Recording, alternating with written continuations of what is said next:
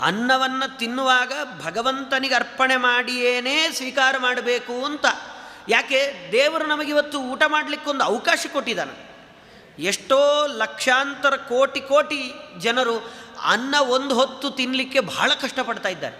ಆದರೆ ದೇವರು ಇವತ್ತು ಸುಖವಾಗಿ ನಮಗೆ 3 ಹೊತ್ತು ಊಟ ಮಾಡೋ ಹಾಗೆ ವ್ಯವಸ್ಥೆ ಮಾಡಿಕೊಟ್ಟಿದ್ದಾನಲ್ಲ, ಅದಕ್ಕೆ ನಾನೇನು ದೇವರ ಮುಂದೆ ಇಟ್ಟರೆ ದೇವರದನ್ನೇನು ತಿನ್ನೋದಿಲ್ಲ.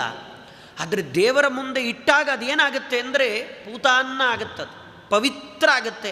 ಅದನ್ನು ತಿಂದರೆ ನನ್ನ ಬುದ್ಧಿ ಕೆಡೋದಿಲ್ಲ, ನನ್ನ ಮನಸ್ಸು ಕೆಡೋದಿಲ್ಲ, ನಾನು ಕೆಟ್ಟ ದಾರಿಗೆ ಹೋಗ್ಲಿಕ್ಕೆ ಸಾಧ್ಯ ಆಗೋದಿಲ್ಲ. ಯಾವಾಗ ಅದು ವಿಷ್ಣುರ್ಪಿತ ಆದರೆ. ಆದರೆ ನಾನು ಮಾಡಿದ್ದೇನು? ಅವರು ಹೇಳ್ತಾರೆ, ನಾನು ಅಂಥ ಕೆಲಸ ಏನೂ ಮಾಡಲಿಲ್ಲ. ಅವರೇ ಹೇಳ್ತಾರೆ, ನನಗೆ ದೊಡ್ಡ ಧಿಕ್ಕಾರ ಇರಲಿ. ಯಾಕೆ ಅಂದರೆ ನಾನು ನಿಷಿದ್ಧವಾದ ಆಹಾರವನ್ನೇ ತಿಂದಿತ್ತು. ಇವತ್ತು ದೊಡ್ಡ